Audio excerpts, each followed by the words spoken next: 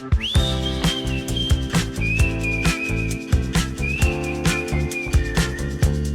FM Parakuihi Show online with Matai and Rahia. Tomo mai, e wera te kai. Iwa te Matai, ira whitu ki te iarere, iwa te Matai, ira whitu ki te ipurangi. Turanga FM Parakuihi Show on air and online with Matai and Rahia.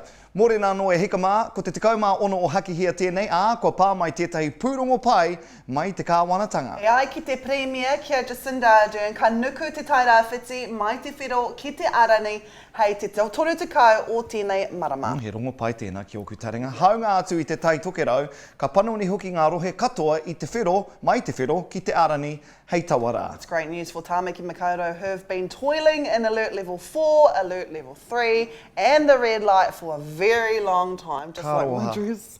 Tika tahu, ka roha hoki ki a rātou ne. Now, it's good that most of our regions will be getting a much welcomed switch up. Speaking about a switch that up. was a good one. Phil, Tarawa and Arcadia are the hosts of the Switch Up, and their show runs from 10 a.m. till 2 p.m. just after our show, Monday to Friday on Turanga FM. And later on, Parakuihi will show you our story on this super team. It's nice to have them as part of our online Parakuihi show. But right now, we're going to switch things up right here on Parakuihi as Rahia gives you the latest tai pito pito o te tai rāwhiti. Tai oro. Ngā tai pito pito o te tai rāwhiti. Morena e hika mā e whakariti ana te kamupene Salvation Army ki Turanga nei i ngā ki te kai kia tākoha atu ki ngā whānau rawa kore. Ware te kau ngā kite nei kua whakaritia e rātou, hei tā te rangatira, hei tā Kevin Woe, kua kitea ngā whānau rua te kau marima e rātou, hei te wiki e tū mai nei tākoha ai ngā kite rima te kau marima whakamutunga. A koe tahi o ngā tāngata whiti rawa o te taone nei i kitea e whakataetai ana ki te whakataetai naka whiti o te motu toru rā te roa. I wainga i ngā kai whakataetai i kitea ko Levi Hune tērā, kua kitea hoki ki runga o Parakuihi. I tai tua toru mai ai ia ki te wāhanga te kaumā whā, ki te kaumari matau te pakeke mō ngā tama. A kāti, koe ranga kai timo a Parakuihi, ko Rahia tumutumu ahau, a tamari. Parakuihi tahi kia Matai rawa ko Rahia. 91.7 on air and online. Tēnā koe Rahia. Now, as you all know, Rahia and I are the hosts of the Turanga Health Parakuihi Breakfast Show on Turanga FM. Every morning, Matai and I keep you entertained from 6 a.m. until 10 a.m. But you may have wondered who are the two voices that come on Turanga FM straight after us. Wonder no more, because Matai and I talked to Phil and Arcadia and learn a little bit about the dynamic duo who hosts the Switch Up.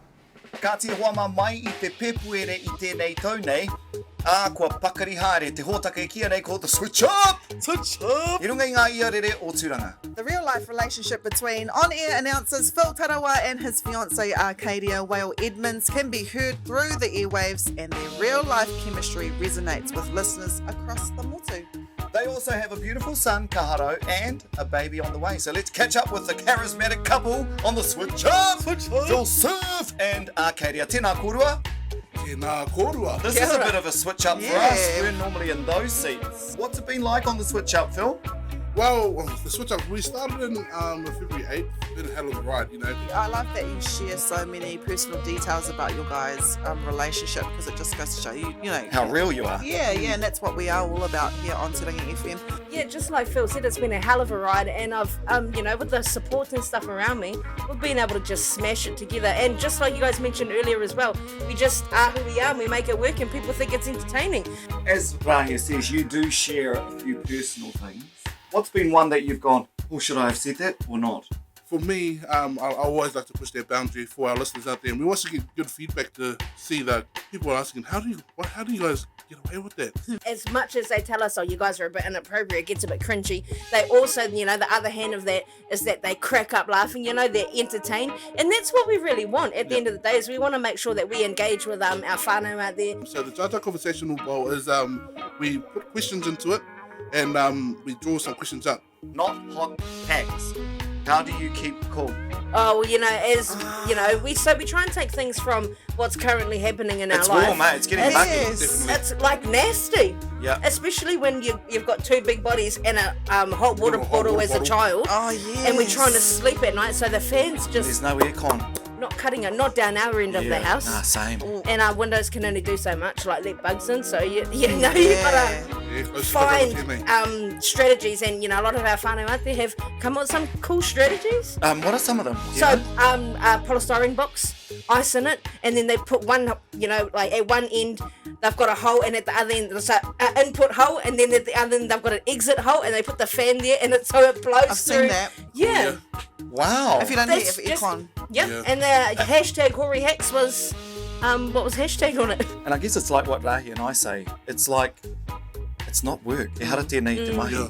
Anō nei kei te kōrero noi hoki tō hoa. Yeah, you're just chilling with your mate. Hard out. Discussing what's happening in the community, what's happening on the TV, what's happening nationally, internationally. Yeah, that's He right. rā And so kaupapa katoa. one sort of phrase that we use to wrap that up is kaupapa driven whānau fueled.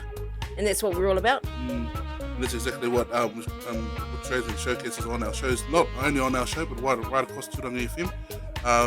The influence that we have in our community is quite bigger than what we actually know until you get up there and talk to the people that are on the ground, and that actually give that good feedback with regards to our shows. It's quite amazing.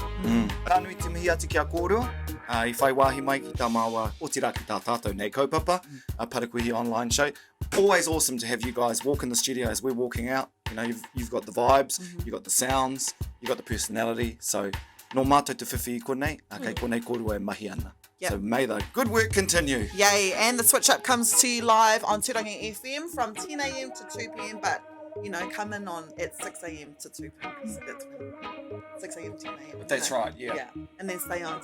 Oh no, stay on for the whole time. Just tune in 24/7. Yeah. Full surf! Full surf! And Arcadia, ka mautuwehi. The interesting thing about those two, as they've spoken about, is that they're partners, then they come to work and work together, and then they go home as parents to kaharo. Yep, and their baby on the way. And baby on the way. So, ka nui te mihi atu kia kōrua. And me ana koe, they're quite a good fusion. Oh, speaking of fusion, now Rahia and I recently took a trip to the Fusion Takeaway here in Turanganui Akiwa, and we tried out their delicious kai. And we'll show you that story tomorrow on Parakuihi. But for now, Hei konara! Are you hungry? Yeah. Oh, is an elephant great? No confusion about that. Parakuihi tahi kia Matai Rawa ko Rahia, 91.7 on air and online.